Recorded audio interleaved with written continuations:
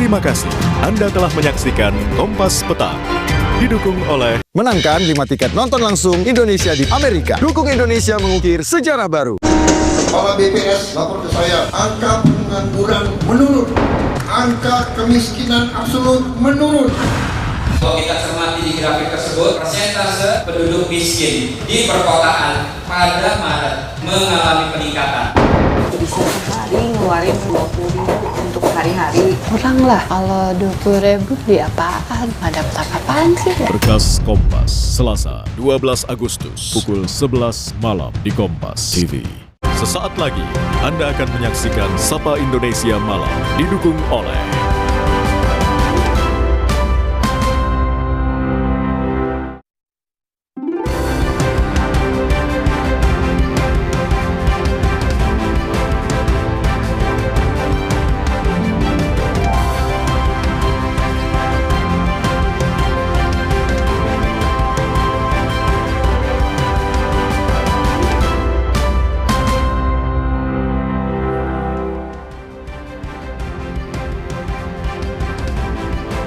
Halo, selamat datang kembali di Sapa Indonesia Malam.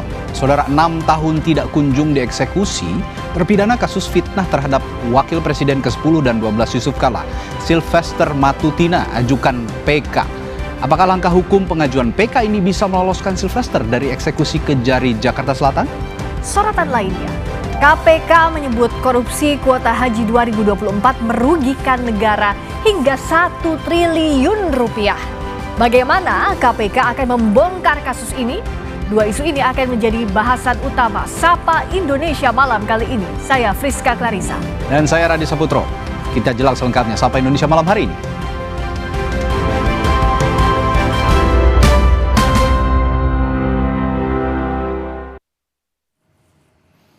Kami buka dari berita istri pemain sepak bola Timnas Indonesia, Pratama Arhan Azizah Salsia, yang melaporkan pemilik akun media sosial ke Bareskrim Polri. Azizah melaporkan atas penyebaran berita bohong terkait rumah tangganya.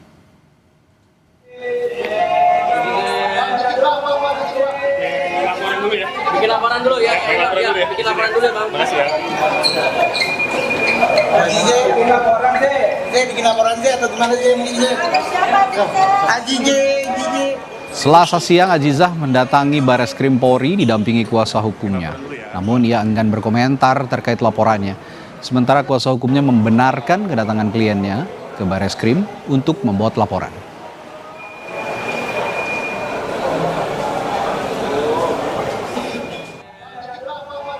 Sebelumnya Jumat pekan lalu, ayah Azizah sekaligus Wakil Ketua Komisi 6 DPR dari fraksi Partai Gerindra Andre Rosiade mengungkap putrinya akan melaporkan sebuah akun TikTok ke polisi.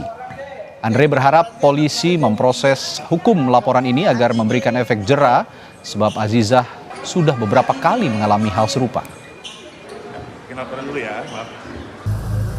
Saya Azizah juga ingin melaporkan akun yang menyebar fitnah ya. Ini supaya pelajaran lah.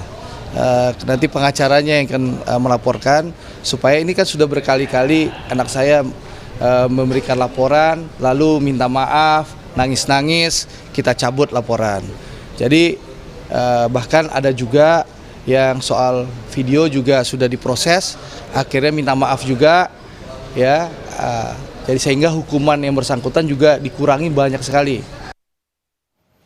Informasi berikutnya, Menteri Agraria dan Tata Ruang Nusron Wahid minta maaf atas pernyataannya yang menyebut semua tanah milik negara. Nusron bilang ada bagian yang disampaikan dalam pernyataan itu yang maksudnya bercanda. Nusron bilang pernyataannya yang belakangan jadi sorotan. Sebenarnya ia ingin menjelaskan maksud pasal 33 ayat 3 Undang-Undang Dasar 1945 terkait dengan kebijakan pemerintah atas tanah terlantar. Pasal itu menyebut bumi, air, dan kekayaan alam dikuasai negara digunakan sebesar-besarnya untuk kemakmuran rakyat. Nusron mengakui pernyataan tersebut keliru dan akan berhati-hati dalam menyampaikan kebijakan pemerintah ke depannya. Saya mohon maaf sebesar-besarnya kepada publik, kepada netizen, dan kepada masyarakat Indonesia. Atas sababul lisan ini kami menyadari dan kami mengakui bahwa pernyataan tersebut, candaan tersebut tidak tepat, tidak sepantasnya dan tidak selayaknya untuk kami sampaikan, apalagi disampaikan oleh seorang pejabat publik. Sebelumnya, Menteri ATR sekaligus Kepala Badan Pertanahan Nasional Nusron Wahid menyatakan negaralah yang memiliki tanah. Hal ini berkaitan dengan pernyataan Nusron bahwa negara dapat mengambil alih tanah jika menganggur 2 tahun. Tapi perlu diketahui ya, tanah itu tidak ada yang memiliki. Yang memiliki tanah itu negara. Orang itu hanya menguasai. Negara kemudian memberikan hak kepemilikan kepadanya. Jadi nggak ada istilah tanah kalau belum ada SHM-nya itu dia memiliki, nggak ada. Oh, ini tanahnya mbah-mbah saya, leluhur saya. Saya mau tanya, emang mbahmu, leluhurmu dulu bisa membuat tanah? Yang juga sedang hangat diperbincangkan, saudara, terpidana kasus fitnah terhadap Wakil Presiden ke-10 dan 12 Republik Indonesia, Yusuf Kala Silvester Matutina, mengajukan langkah hukum peninjauan kembali atau PK. Permohonan PK diajukan ke Pengadilan Negeri Jakarta Selatan pada 5 Agustus lalu. Ketua Relawan Jokowi Solidaritas Merah Putih ini mengajukan PK setelah 6 tahun tidak juga dieksekusi oleh Kejaksaan Jakarta Selatan. Pada tahun 2019 lalu, Silvester divonis 1,5 tahun penjara di tingkat kasasi.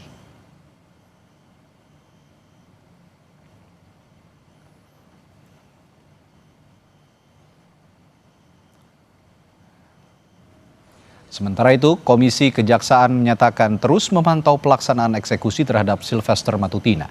Menurut Komisi Kejaksaan, upaya eksekusi harus segera dilaksanakan. Tidak perlu menunggu putusan PK yang diajukan terpidana. Jika menunggu putusan PK lagi, bisa menjadi presiden buruk dalam penegakan hukum di Indonesia.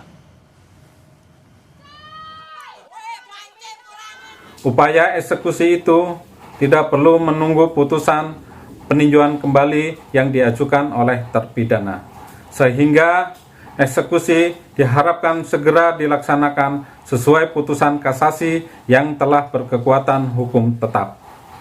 Karena kalau menunggu putusan peninjauan kembali, maka akan menjadi presiden buruk bagi penegakan hukum di Indonesia. Warga Pati, Jawa Tengah bersiap menggelar aksi unjuk rasa pada 13 Agustus besok mendemo Bupati Sudewo. Alun-alun Pati pun semakin dipenuhi logistik unjuk rasa yang disumbangkan warga. Tumpukan bantuan logistik berupa air mineral hasil donasi dari warga tampak memenuhi semua sudut alun-alun Pati. Sebagian warga juga menyumbang hasil bumi seperti pisang. Unjuk rasa yang semula bakal memprotes naiknya pajak bumi dan bangunan 250%, kini menuntut Bupati Sudewo mengundurkan diri. Bupati Sudewo dianggap tidak menepati janji kampanye dan kebijakannya justru merugikan masyarakat. Sebelumnya Bupati Pati, Sudewo mencabut kebijakan kenaikan PBB 250% dan meminta maaf karena telah menantang warga berdemo.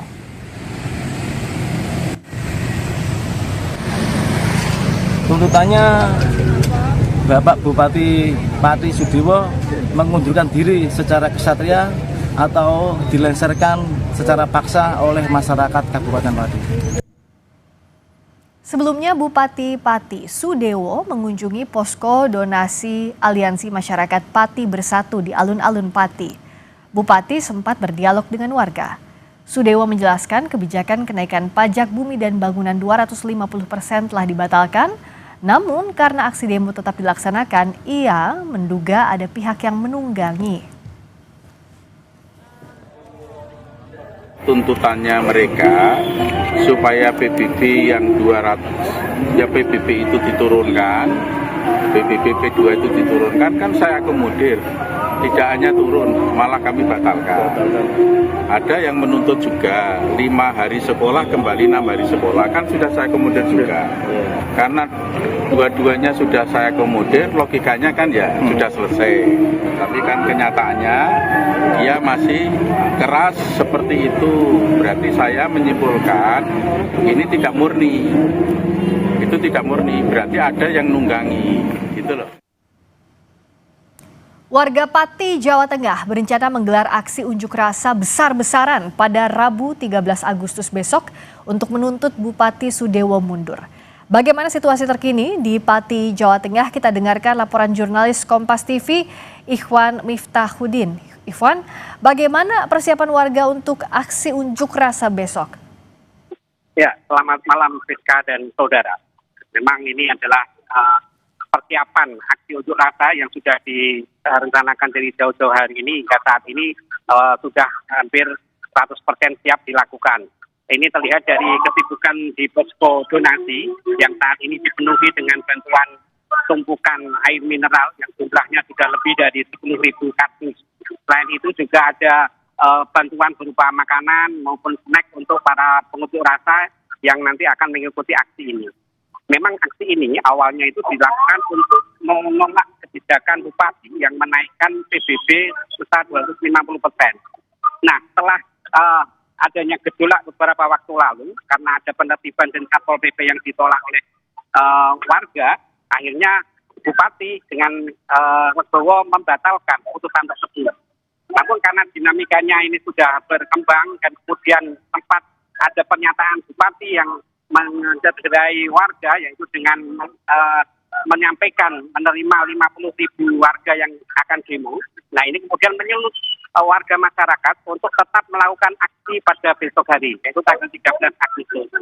Nah, isunya ini sudah bergeser, ya, artinya menolak kenaikan PBB ini untuk menjadi isu agar bupati dengan legowo mundur dari jabatannya.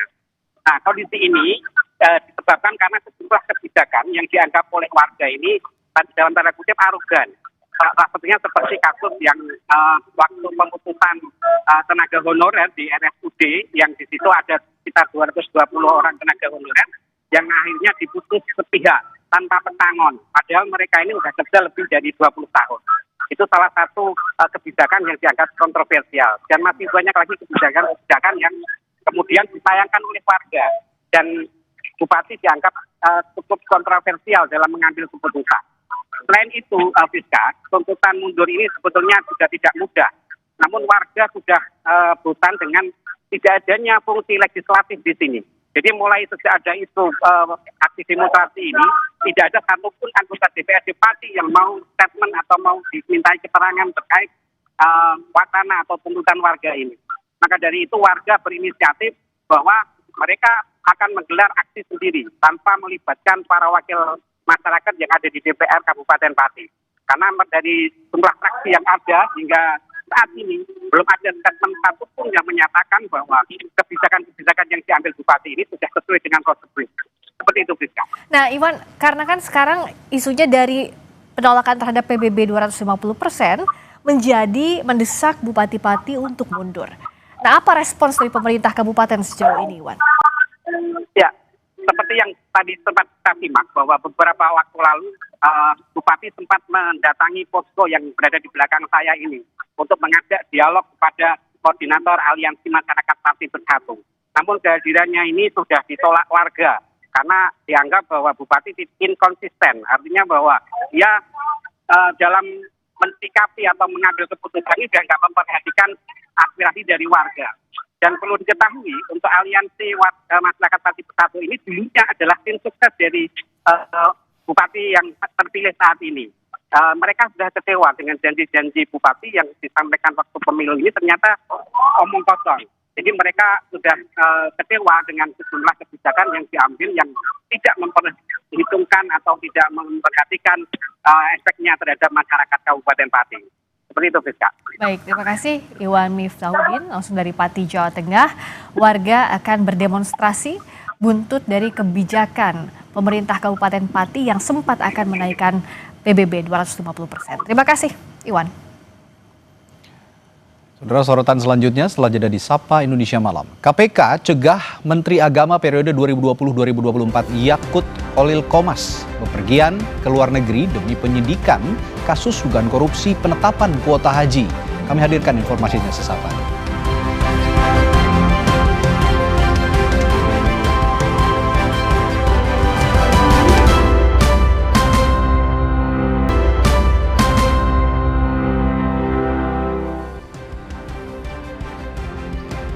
Saudara, Komisi Pemberantasan Korupsi memutuskan mencegah Menteri Agama periode 2020-2024 Yakut Khalil Qomas bepergian ke luar negeri. Pencegahan ini terkait penyidikan kasus dugaan korupsi penetapan kuota dan penyelenggaraan ibadah haji di Kementerian Agama tahun 2023 hingga 2024. Selain Yakut, KPK juga melarang 2 orang lainnya untuk bepergian ke luar negeri. 2 orang itu adalah mantan staf khusus Menteri Agama dan seorang pihak dari swasta berinisial FHM. Keputusan larangan bepergian ke luar negeri yang dikeluarkan KPK berlaku selama 6 bulan ke depan. Keputusan ini merupakan langkah KPK untuk mempermudah proses penyidikan dugaan tindak pidana korupsi kuota haji.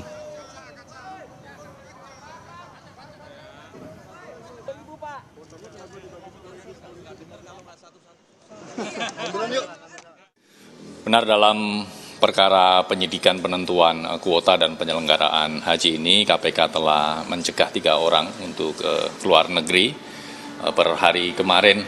Yang pertama, Saudara YCQ ya, Menteri Agama periode 2020-2024, kemudian Saudara IAA yang merupakan staf sus Menteri Agama pada periode tersebut, dan juga Saudara FHM yang merupakan pihak swasta selaku pemilik tur haji dan umroh gitu ya. Sementara itu, Menteri Agama periode 2020-2024 Yakut Khalil Qomas melalui juru bicaranya menyampaikan 4 poin sikap menanggapi pencekalan terhadap Yakut dan 2 orang lainnya. Juru bicara Yakut, Anna Hasbi, bilang Yakut baru mendengar informasi larangan bepergian ke luar negeri oleh KPK dari media.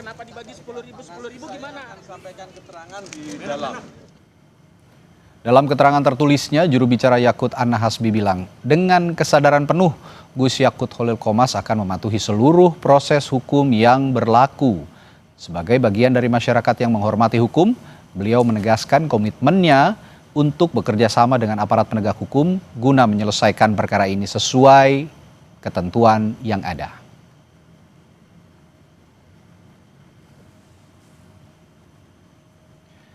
KPK pun telah mengungkap taksiran awal kerugian keuangan negara terhadap perkara ini yang dikatakan mencapai lebih dari 1 triliun rupiah. Tim penyidik KPK masih terus memeriksa sejumlah saksi dan mengumpulkan alat bukti untuk membuat terang konstruksi perkara secara utuh. KPK juga telah menaikkan status penanganan perkara dugaan korupsi kuota haji ke penyidikan. Namun, hingga saat ini KPK masih belum menetapkan tersangka.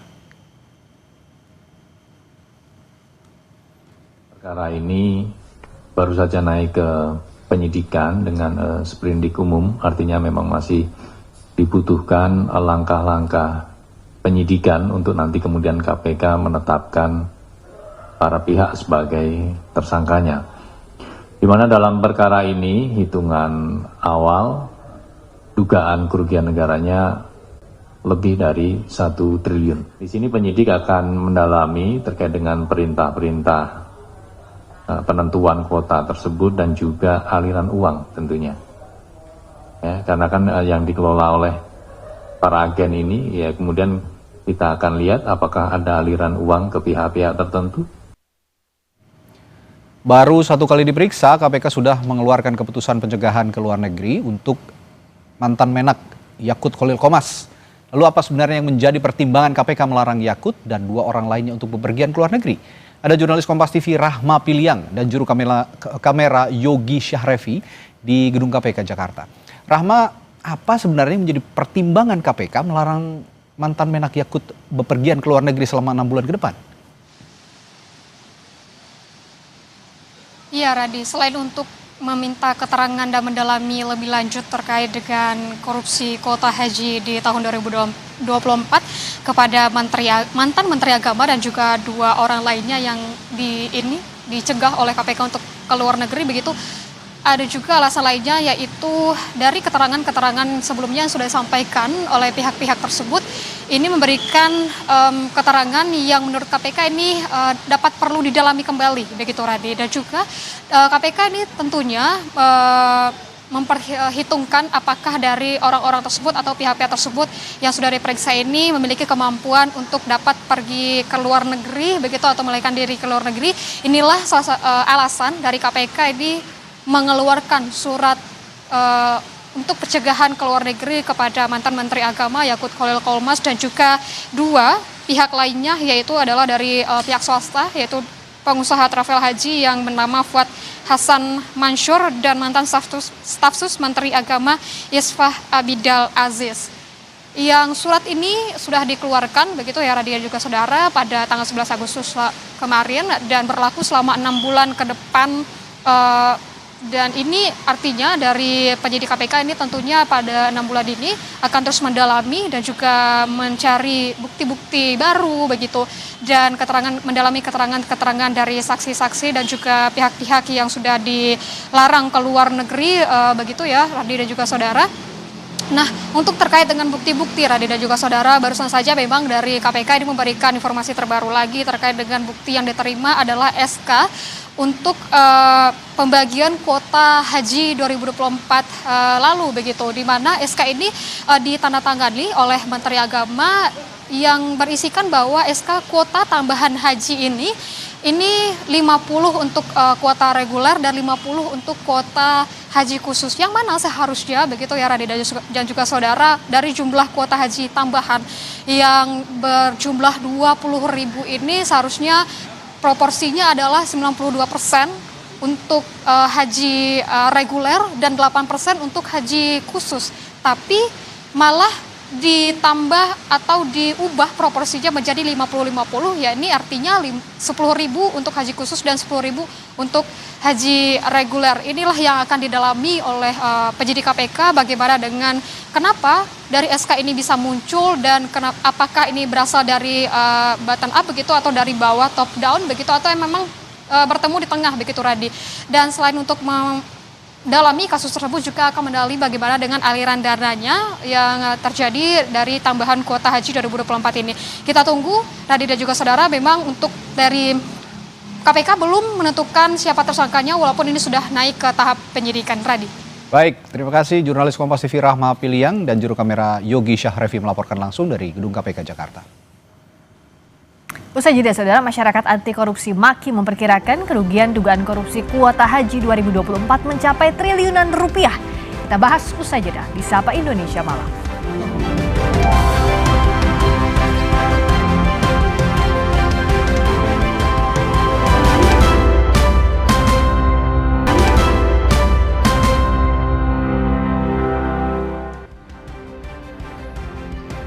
Saudara, 3 kader PDI Perjuangan di Solo, Jawa Tengah berpindah ke Partai Solidaritas Indonesia. Kubu PSI menyebut segera membahas posisi struktural mereka di partai. 3 kader PDI Perjuangan yang juga mantan anggota DPRD Solo yang pindah menjadi anggota PSI adalah Ginda Ferah Triawan, Diah Retno Pratiwi, dan Wawanto. PSI menyebut masuknya ketiga orang ini dengan tangan terbuka. Ketua DPW PSI Jawa Tengah Antonius Yogo Prabowo mengatakan ketiganya memiliki pengalaman berharga di politik. Selain itu ada potensi dukungan dari massa yang selama ini mendukung ketiganya. PSI juga tengah membahas pemberian posisi ketiganya dalam jabatan struktural partai, dan kepindahan 3 kader PDIP ini pun pasca Presiden ke-7 Joko Widodo menghadiri Kongres PSI di Solo dan menegaskan dukungannya kepada partai. Kami terus berdiskusi di mana posisi pasnya beliau-beliau ini yang masuk, dan sepertinya arahnya akan masuk di struktur DPD PSI Solo. DPC PDI Perjuangan Solo tidak mempermasalahkan kepindahan 3 kadernya. Ketua DPC PDI Perjuangan Solo FX Hadi Rudiatmo bilang perpindahan kader itu tidak akan menggerus suara PDI Perjuangan di Solo. dia tidak membuat surat juga. Kalau saya bertiga itu nggak ada artinya kok untuk di PDI Perjuangan. Pak, dengan hilangnya 3 ex-kader ini menggerus suara PDI nggak? Enggak. Karena satu punya masalah semua itu. Kesorotan lainnya, Saudara, KPK telah menaikkan status perkara dugaan korupsi penyelenggaraan haji di Kementerian Agama tahun 2023 hingga 2024 ke penyidikan. KPK juga telah mencegah Menteri Agama periode 2020-2024 untuk bepergian ke luar negeri selama 6 bulan ke depan. Komisi Pemberantasan Korupsi memutuskan mencegah Menteri Agama periode 2020 hingga 2024, Yakut Kholil Qoumas, bepergian ke luar negeri. Selain Yakut, KPK juga melarang Isfah Abizal Aziz, mantan staf khusus Yakut, dan pengusaha perjalanan haji dan umroh Fuad Hasan Masyur. Larangan bepergian ke luar negeri yang dikeluarkan KPK berlaku selama 6 bulan ke depan sebagai langkah mempermudah proses penyidikan. Benar, dalam perkara penyidikan penentuan kuota dan penyelenggaraan haji ini, KPK telah mencegah 3 orang untuk ke luar negeri per hari kemarin. Yang pertama, Saudara YCQ ya, Menteri Agama periode 2020-2024, kemudian Saudara IAA yang merupakan staf sus Menteri Agama pada periode tersebut, dan juga Saudara FAM yang merupakan pihak swasta selaku pemilik tur haji dan umroh gitu ya. Dalam keterangan tertulisnya, juru bicara Yakut Ana Hasbi menyampaikan, dengan kesadaran penuh, Gus Yakut Kholil Qoumas akan mematuhi seluruh proses hukum yang berlaku sebagai bagian dari masyarakat yang menghormati hukum. Beliau menegaskan komitmennya untuk bekerja sama dengan aparat penegak hukum guna menyelesaikan perkara ini sesuai ketentuan yang ada. Sebelumnya, Masyarakat Anti Korupsi atau MAKI menyerahkan dokumen terkait dugaan korupsi pembagian kuota haji di Kemenak pada tahun 2024. Koordinator MAKI Boyamin Saiman mendesak KPK telusuri adanya dugaan penyelewengan pembagian kuota penyelenggaraan haji. Untuk berangkat haji itu kan antriannya panjang. Kalau yang haji plus 7 tahun, kalau yang haji biasa bisa 20 sampai 30 tahun. Maka meskipun diminta nambah $5.000 atau 75 juta, jamaah nyatanya diduga mengambil. Nah, ini mestinya kan harusnya tanpa tambahan itu. Nah, jadi ada dugaan mensrea karena kenapa ditambah sampai 10.000 atau 50% dari kuota tambahan itu, ya karena diduga ada oknum-oknum yang nakal yang hendak mengambil keuntungan. Nah, MAKI mengawal terus, mulai dulu pelaporan, bahkan pernah pra-peradilan karena dulu awalnya itu KPK lemot itu, tapi sekarang sudah bagus penyidikannya, ya kita apresiasi. Tapi MAKI tetap akan mengawal, kalau nanti lemot lagi ya kita gugat pra-peradilan lagi gitu. Kita tunggu semoga KPK cepat dan segera menetapkan tersangkanya dan tidak tebang pilih siapapun yang diduga terlibat ya jadikan tersangka meskipun itu jabatannya sangat tinggi misalnya gitu. Dari data yang dimiliki MAKI, ada sejumlah komponen dugaan korupsi tambahan kuota haji 2024 yang mencapai 1 triliun rupiah. Komponen itu diantaranya pembagian haji reguler dan khusus yang tidak sesuai aturan. Yang kedua, adanya pungutan liar calon jemaah haji khusus hingga 75 juta rupiah per orang, dan dugaan markup atau penambahan biaya pada catering dan penginapan jamaah. KPK akhirnya menaikkan status penanganan perkara dugaan korupsi kuota haji ke penyidikan. Namun, hingga saat ini KPK masih belum menetapkan tersangka. KPK menyebut perhitungan awal kerugian negara mencapai lebih dari 1 triliun rupiah.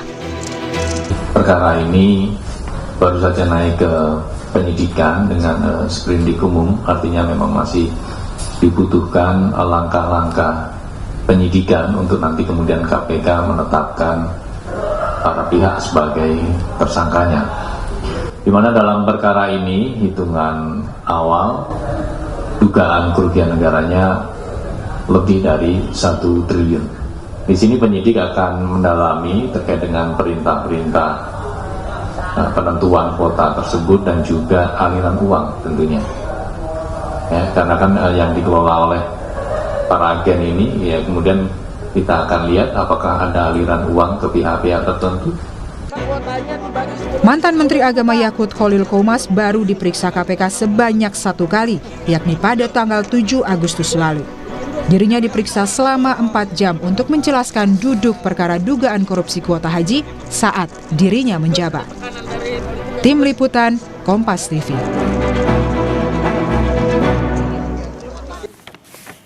Saudara, kasus dugaan korupsi penyelenggaraan haji kerap terjadi dengan sejumlah modus. Meskipun untuk kasus dugaan korupsi kali ini, KPK sudah menaikkan ke penyidikan, namun belum juga ada penetapan tersangka. Dan untuk lebih lanjut, saat ini kita akan membahasnya bersama Muhammad Yasin selaku mantan komisioner KPK dan juga ada Boyamin Saiman selaku koordinator MAKI. Selamat malam Bapak-bapak. Selamat malam. Saya ke Mas Boyamin dulu. Mas Boyamin, ini seperti yang sudah dipaparkan di berita pengantar tadi. Temuan-temuan MAKI itu kan ada beberapa macam ya. Ini saya bacakan lagi. Pembagian haji reguler dan khusus yang tidak sesuai. Lalu pungutan liar calon jemaah haji khusus hingga 75 juta per orang. Dugaan markup, penambahan biaya, catering dan penginapan. Ya, ini temuan-temuannya. Tapi yang ingin saya tanyakan sekarang justru sosoknya yang melakukan penyalahgunaan atau penyelewengan. Siapa saja yang terlibat di sana kalau penelusurannya MAKI? Itu jadi pertanyaan yang sekarang jadi pertanyaan publik kan itu. Ya, mau tidak mau saya harus memberikan istilahnya sabar. Gitu kan. Ya, karena kalau menunjuk orang nanti dikira mendahului KPK. Saya juga salah juga kan itu. Prinsip azas praduga tidak bersalah itu harus kita junjung, dan kalau sepil ya bolehlah dikit-dikit kan gitu kan. Karena kalau tidak sepil nanti dikira bukan Boyamin. Tapi pertanyaan saya, orangnya orang sentral di Kementerian Agama pada saat itu? Iyalah. Kan dan punya wewenang yang luas. Kan ada dua klaster misalnya, pembuat kebijakan sama pelaksana kegiatan. Apakah ini ada sambung jembatannya kan gitu, atau sungai yang tidak ada jembatannya kan gitu. Seperti proyek jembatan misalnya, bikin jembatan lah ya. Itu bupati menganggarkan sama DPR. Terus kemudian pelaksana pemborong kan itu. Nah, yang mencuri, yang korupsi itu pemborongnya mencuri semen maunya sendiri atau konggang-lingkong dengan kepala daerahnya. Kan itu. Kan itulah tugasnya KPK untuk menyambungkan itu. Apakah di kebijakan dan di pelaksanaan ini ada jembatannya? Nah, jembatannya apa? Konflik kepentingan kan otomatis itu. Dan di situ misalnya ada tambah lagi tentang haji tambahan itu yang reguler pun bisa bermasalah. Karena apa? Yang harusnya mereka antri 30 tahun, mereka bisa berangkat dengan uang 50 juta, padahal harusnya 90 juta kan itu. Karena ada subsidi 40 juta, karena uangnya sudah ngendap di BPKH selama 30 tahun. Nah, tiba-tiba yang reguler tambahan tadi, banyak yang baru, yang belum antri sampai 2 tahun. Kan tidak boleh dia menerima manfaat, harusnya bayar 90. Tapi kenyataannya, ya bayar 50. Diambil dari mana? Nah, dari BPKH. Nah, siapa yang bisa membayar ini? Apakah BPKH ceroboh atau yang dari Kementerian Agama yang memaksa? Nah, itu KPK juga nanti. Maka ketemulah angka 1 triliun itu, karena saya hitung gini Mas. Yang dari dugaan pungli itu, yang 5.000 aja lah, kali 922, karena dipotong oleh petugas haji dan kesehatan. Itu maka ketemulah angka 691 miliar. Nah, kemudian dari dugaan yang tadi ini, yang haji reguler yang ternyata mengambil dana BPKH, subsidi itu, ya anggap aja 100 miliar, kira-kira kan gitu. Ketemulah 300. Terus dugaan markup catering haji, ya kira-kira ya 200. Ya ketemulah hampir 1 triliun juga. Gitu loh. Kira-kira kalau saya diminta membreakdown itu, 1 triliunan itu, dulu kan saya rilis pertama ya antara 500 sampai 1 triliun. Kan itu. Nah, itu kan juga di angka yang bisa jadi naik lagi. Karena apa? 5.000 itu kan minimal. Diduga ada yang 7.000, ada yang 10.000 dolar loh ya. Itu berarti kan ya kalau 70 kali 115 sudah berapa? Kalau saya membaca statementnya Pak Yasin di media bahkan hampir 2 triliun katanya Pak ya. Kalau itu kan 5.000, kalau 10.000 semua. Berapa? Kan itu kan. Kalau gitu saya tanya ke Pak Yasin nih. Ini selain Pak Yasin sebagai mantan ketua KPK, Pak Yasin juga pernah di Kementerian Agama sebagai inspektur jenderal ya pada saat itu ya. Nah, berdasarkan pengalaman Anda Pak di Irjen Kemenak, apa saja sebenarnya kelemahan sistemik yang terjadi, yang memungkinkan terjadinya dugaan korupsi seperti yang terjadi saat ini atau diperkarakan di KPK saat ini? Ya, Bung Adi ya. Ya, Radi Pak. Bung Radi ya. Ya pertama kita apresiasi KPK dulu lah. Pak Boyamin Saiman ya itu sudah sudah walk the talk ya, not only talk the talk. Saya kayak inget quote-nya siapa itu? Oke, lanjut Pak. Jadi tapi tidak hanya sebatas itu. Jadi walk the talk-nya itu sampai sebatas ini kan baru tersangka tidak ada nama, ya kan? Harapan masyarakat ya pasti harus ada namanya. Minimal yang dicegah bepergian ke luar negeri itu. Kemarin kan udah dicegah 3 orang. Harapan masyarakat seperti itu. Nah, sehingga itu bisa menjadikan katakanlah bukti bahwa KPK itu bekerja dengan serius, profesional menangani kasus ini, khusus untuk kuota ya. Belum yang dibicarakan oleh Bung Boyamin ya. Boyamin tadi, yang berkaitan dengan pengadaan barang dan jasa itu. Yang menjadi permasalahan, sistem pengadaan barang dan jasa yang diatur di Indonesia itu tidak bisa diaplikasikan persis itu di luar negeri. Kecuali prinsip-prinsip umum yang bisa menjadi pegangan. Artinya luar negeri ini pemerintahan Arab Saudi begitu ya? Iya. Di Arab Saudi yang terjadi di sana. Artinya kita sendiri juga tidak bisa menekan mereka untuk misalnya ya, seperti apa yang dilakukan di Indonesia kan harus melalui tender terbuka. Kemudian juga akan dipilih dari mereka itu. Nah, siapa yang penawar yang paling bagus. Dan kemudian prinsip yang kedua itu ya harus ada efisiensi, accountability dan transparansi. Nah, di zaman saya jadi ijen, saya tempel terus karena tidak bisa melaksanakan itu, yaitu para pelaksana seperti yang disebut oleh Pak Boyamin tadi kan ada pengambil kebijakan dan pelaksananya. Pelaksananya itu harus ditempel terus. Tempelnya bagaimana? Pengadaan perumahan juga ditempel. Jadi nggak sempat dia itu untuk melakukan suatu deal-deal yang itu yang sekarang tidak dilakukan? Oh, tidak. Yang kemarin, periode kemarin itu? Ya tidak. Setelah saya tidak di sana ya loss saja. Jadi kalau kami ditempel itu ya pengadaan perumahan kita tempel satu persatu hotel tuh di Mekah maupun di Madinah. Kemudian pengadaan catering, pengadaan transportasi kita tempel, kita ikut terjun. Nggak ada irjen yang mau seperti itu. Bahasnya yang kena malah pengambil kebijakan sekarang. Ya, sekarang yang mengenai kuota nih Pak Boyamin ya, dan Bung Ardi ya. Itu yang jelas, jamaah haji khusus itu yang berangkat itu 29.661. Banyak sekali. Ya, yang seharusnya kalau tambahan kuota itu 20.000 diatur sesuai dengan Undang-Undang Nomor 8 Tahun 2019 tentang penyelenggaraan ibadah haji, pasal 64-nya ayat 2-nya itu kan 8% itu untuk haji khusus. Otomatis ya haji regulernya 92% ya kan. Mohon maaf Pak, justru minta penambahan itu untuk reguler, untuk mengurangi yang 30 tahun lagi. Jadi sebenarnya satu pun tidak bisa diambil Pak. Jangankan 8%, 0,01% satu orang aja nggak bisa Pak. Ini dalam hubungannya dengan penghitungan kerugian negara yang sementara dihitung oleh KPK itu Pak. Jadi kalau menurut saya ya hitung-hitungan dari kelebihan 10.730 jamaah itu dikalikan misalnya paling murah 200 juta itu berapa US? Saya 5.000 Pak. 75 juta aja itu Pak. sudah 2.146 juta. Itu luar biasa banyaknya ya. Tapi yang jadi permasalahan bukan kok berapa kerugian negaranya. Mampukah itu penegak hukum Indonesia itu merecover kerugian negara tisu melalui aset recovery? Kan undang-undang penyitaan aset kan belum ada. Jadi pengalaman yang dulu nih IKTP maupun Bank Senturi itu yang kembali ke Indonesia IKTP itu 2,3 triliun. Yang kembali hanya sekitar 28 miliar. Nggak ada seperpuluhnya itu nggak ada. Kita coba lebih rinci lagi, Mas Boyamin. Ke Mas Boyamin nih. Dan kalau Pak Yasin tadi ukurannya 2 triliun bahkan ya kerugiannya. Nah, kalau gitu kita beranjak ke 2 triliunnya versi nanti Pak Yasin dulu. detail BPK akan menghitung yang benar ya. Kalau kita hanya asumsi aja Pak. Tapi bisa mendekati Pak. Iya, bisa mendekati. Saya itu kan berasanya antara 500 sampai 1 T. Kalau biasanya itu kadang-kadang kali 2 gitu. Kalau kali 2 ya ketemu juga. Kita lebih spesifik lagi. Adakah temuan spesifik yang mendukung angka tersebut kira-kira? Iya gini. Karena saya kan mohon maaf bukan apa gitu beberapa kali umroh. Nah umroh itu beliau travel umroh rata-rata juga haji plus. Saya tanya bayar berapa sih kemarin. Nah, yang kecil itu, yang artinya dapatnya hanya puluhan lah, antara 10 sampai 30 itu ngomongnya 5.000. Itu loh, ya berarti patokan saya minimal 5.000 itu aja, $5.000. Ya. Berarti 75 juta. Ya. Kali 10.000, ya ketemulah. Karena ternyata petugas haji atau apapun yang dampingi, sebagian juga dijual, Pak. Iya. Bukan murni, maka kemudian Walaupun jasa. perhitungan Pak Boyamin Ya. itu kemurahan, Pak. Oke.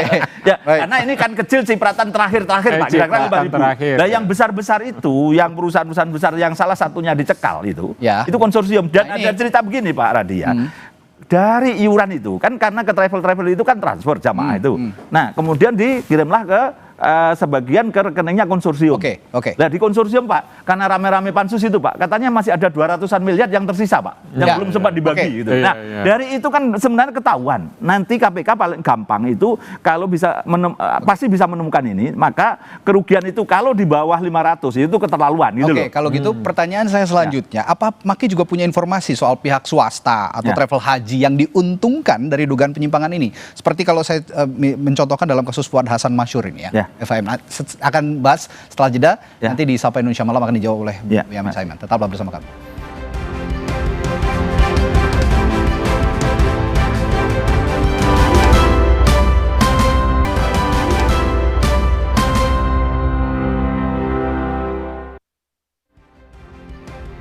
Ya, sebelum jeda tadi saya bertanya ke Bung Boyamin. Ini kita langsung aja nih ya, mengulik nama-nama yang diduga terlibat dan akhirnya dicekal nih belakangan oleh KPK. Termasuk pertanyaan saya yang berkaitan soal itu, apakah Maki juga punya informasi mengenai pihak swasta atau travel haji yang diuntungkan dalam dugaan ini, termasuk juga penyelenggara negara yang diuntungkan dalam perkara ini? Ada yang saya katakan tadi, kan yang kecil-kecil dapatlah 15 kuota, 20 kuota, 2 orang loh ya, itu yang 5.000 tadi. Nah, itu kan berarti hanya sebagian kecil aja. Sementara 10.000. Siapa yang nyerap 1.000, nyerap 2.000 sampai habis di angka 9.000 gitu. Yang terbagi kecil-kecil itu kira-kira hanya 1.000-an, Pak, kira-kira gitu. Nah, yang 9.000 ini diserap oleh perusahaan-perusahaan besar. Yang diduga yang termasuk yang dicekal itu.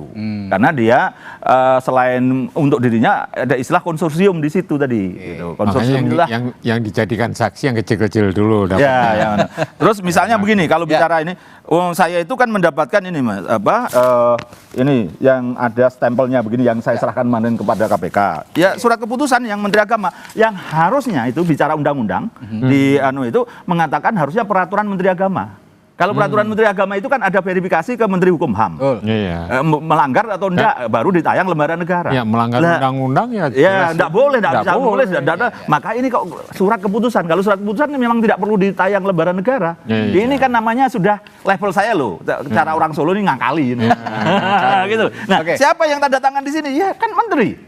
Gitu loh, meskipun saya tidak pernah nuduh Menteri Yakut, tapi apapun ini ada jejak begini. Jangankan yang sudah ditanda tangan stempel, yang masih parap aja saya udah punya. Saya harus menghargai KPK, satu. Nomor dua, menghargai whistleblower di dalam Kementerian Agama. Dengan segala risikonya membocorkan ke saya. Kalau mau dilacak, saya ditanya, dari mana? Mencuri kan gitu aja. Ya gitu aja. Mencuri segini juga tidak akan dituntut kan gitu kan. Kalau gitu ini udah cukup konkret intinya nih ya. Kalau gitu begini Pak Yasin. Pemeriksaan pemeriksaan sudah, status kepenyidikan sudah. Nah, selanjutnya ekspektasinya apa kalau Pak Yasin kepada KPK untuk kasus ini? Ya, kita merunutnya itu kan atas pelanggarannya. Kan harus diurut dari seseorang melanggar aturan, merugikan keuangan negara, apalagi merugikan jamaah ini yang seharusnya dia berangkat ini kan tidak ternilai harganya, tidak hanya sekitar 200 masalah ibadah triliun. di korupsi gitu ya? Ya, betul. Itu 23 Juni tahun 2023 itu pemerintah Arab Saudi sudah menginformasikan ada tambahan 20.000. Maka ditetapkan pada rapat dengar pendapat dengan DPR itu tanggal 27 Oktober tahun 2023. Itu adalah 2021 ditambah 20.000. Kan 241. Ya. Muncul lagi yaitu peraturan Menteri Agama itu nomor 1005 yang apa isinya di situ diturunkan lagi yaitu 221, seakan-akan tidak ada tambahan 20.000 itu yang sudah dideklar pada waktu tanggal 27 Oktober itu bersama-sama dengan Komisi 8 DPR. Muncul lagi aturan baru. Aturan baru inilah yang melanggar aturan. Seseorang kan sudah jelas seorang. Siapa itu yang menerbitkan aturan dong? Nah, Ngambil kebijakan tadi? Iya, pengambil kebijakan berupa apa? PMA nomor 130 tahun 2024, 15 Januari. Apa isinya? Di dalamnya tuh, jadi kuota yang 20.000 itu dibagi 10.000 untuk reguler, 10.000 untuk Pak Yasin, bukan PMA, surat keputusan. Yang saya katakan tadi loh Pak, nomor ini kan 130 tadi. Ya 130 ya. Itu yang justru saya masalah, bukan PMA. Kalau PMA kan peraturan Menteri Agama. Yang ditayang di lembaran negara. Jadi surat keputusan itu akan melanggar lagi. Itu kan melanggar pasal 64 ayat 2 maupun ayat 4. Bagi 10%, 10%. Nah sehingga akhirnya ketemulah itu yang jamaah khusus itu 19.290, tapi yang berangkat 29.000. Selisihnya berapa? Makanya saya katakan selisihnya berapa? Jumlahnya 10.731 kali 200 juta, lebih dari 2 triliun. Karena seseorang melanggar aturan, merugikan keuangan negara, merugikan rakyat yang lagi ngantri.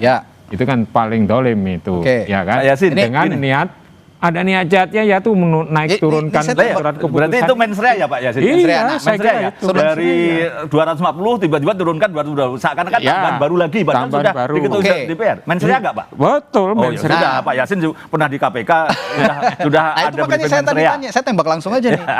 Udah sekarang ya tadi sudah penyidikan, sudah diperiksa. Sudah jelas gitu, Pak Boyamin sudah hafal betul itu angka-angka. Nggak usah lama-lama itu untuk apa nih Pak? Untuk apa? Ditetapkan tersangka? Iya, ditetapkan tersangka. Ini kita bukan Tadi gini loh, trial Barpres ya. Saya hanya dicegah saja. Terus sekarang itu ada tersangka, terus kemudian diulur-ulur namanya nggak muncul-muncul, tuh masyarakat kehilangan trust kepada. Mas Radi biar nggak ngomong aja bahasanya gitu kan. Dasarnya yang jelas. Pasal 9 Undang-Undang Nomor 8 Tahun 2019 mengatakan di ayat 2 Pak, ketentuan mengenai pengisian kuota haji tambahan diatur dengan peraturan menteri. Jelas loh, ini pasal 9 loh. Ya tapi tidak harus melanggar undang-undang dong. Lah iya, misalnya pun Pak, gitu loh, anggap aja ini kebijakan boleh, ini karena tambahan gitu. Tapi harus syarat yang mendasari peraturan yang dilembarkan lembaran negara tadi, verifikasi Menteri Hukum, boleh melanggar undang-undang. Kalau enggak ya udah tidak boleh juga gitu loh. Itu melanggar undang-undang nomor 8 surat tahun 2019. keputusan. Sekarang surat keputusan ini siapa yang nanda tangani? Bahkan kemarin sudah saya sampaikan KPK gitu, inisial yang menyusun 4 orang dengan tergesa-gesa. Yang memarap ini juga saya tahu karena jabatan gitu. Tapi kan menterinya nggak dicekal kalau yang memarap ini karena jabatan. Terus misalnya gini, ada yang cekal 1 orang. Ini saya di briefing Februari 2025.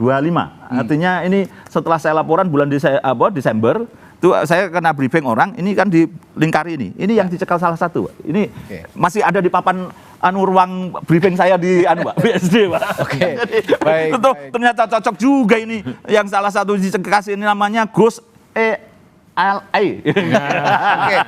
Udah semakin spesifik sepertinya ya. Jadi memang langkah yang ditunggu ya ekspektasinya Pak Yasin tadi ya. Tunggu apa lagi kalau memang sudah ada mensrea, sudah ada bukti-bukti, ya tinggal ditetapkan saja tersangkanya yang sudah jelas-jelas menurut Pak Yasin dan Mas Boyamin tertera dalam beberapa perkara yang masalah yang diambil dalam perkara ini, termasuk tadi bukti-bukti yang diajukan.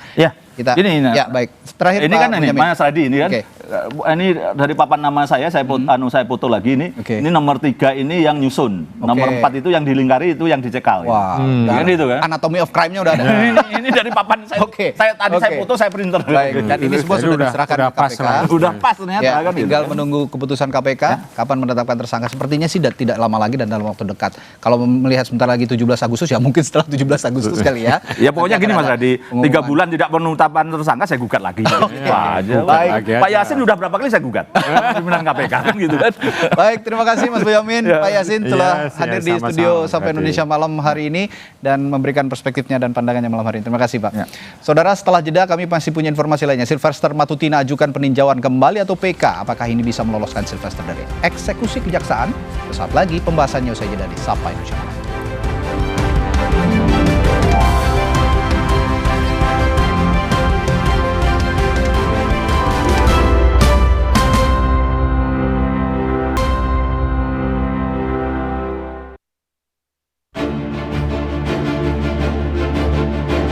Terpidana kasus fitnah terhadap Wakil Presiden ke-10 dan 12 RI Yusuf Kala, Sylvester Matutina, mengajukan langkah hukum peninjauan kembali atau PK.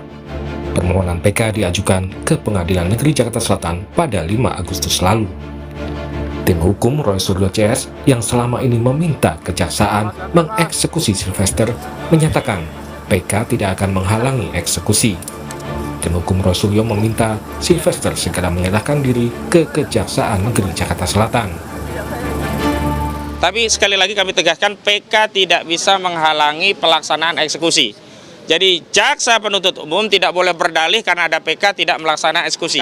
Dan saya yang meminta untuk dilaksanakan eksekusi ke Kejaksaan Negeri Jakarta Selatan adalah kami, itu memfollow up daripada sikap dari saudara Sylvester Matutina yang berulang kali menyatakan kepada kami, klien kami akan masuk penjara, ya akan menjadi narapidana. Ternyata justru dirinya yang berstatus terpidana dan belum dieksekusi. Karena itu kami kemudian memfollow up melalui Kejaksaan Negeri Jakarta Selatan dan meminta untuk segera dieksekusi dan sampai hari ini belum dieksekusi. Sementara Kejaksaan Agung menghormati langkah hukum yang diambil Sylvester. Melalui pesan tertulis, Kapus Penkum Kejaksaan Agung Anang Supriyatna menyatakan, "Kita menghormati hak yang bersangkutan dan penasihat hukum. Saya akan cek dulu apakah Kejari Jakarta Selatan sudah menerima pemberitahuan tentang pengajuan PK tersebut." Komisi Kejaksaan juga meminta Sylvester Matutina segera dieksekusi. Menurut Komisi Kejaksaan, eksekusi terhadap Sylvester tidak perlu menunggu putusan PK yang baru diajukan terpidana. Upaya eksekusi itu tidak perlu menunggu putusan peninjauan kembali yang diajukan oleh terpidana.